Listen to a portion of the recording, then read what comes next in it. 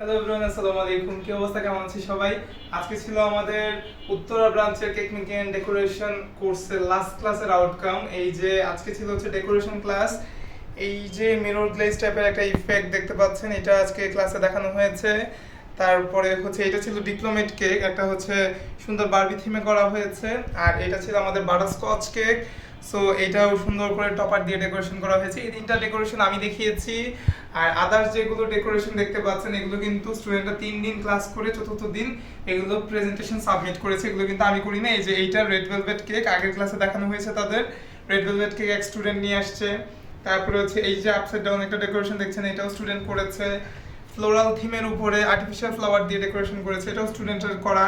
এটা চকলেট কেকের উপরে করেছে। আর তাদেরকে ফ্রন্ট এন্ডের কিছু টুকটাক কাজ দেখানো হয়েছিল, সেটার আদলে তারা হচ্ছে এই যে দেখেন ফ্রন্ট এন্ডের কিছু কাজ করে নিয়ে আসছে। আর এটা ছিল হচ্ছে নর্মাল বেসিক ভ্যানিলা কেক, ভ্যানিলার উপরে ডেকোরেশন করেছে।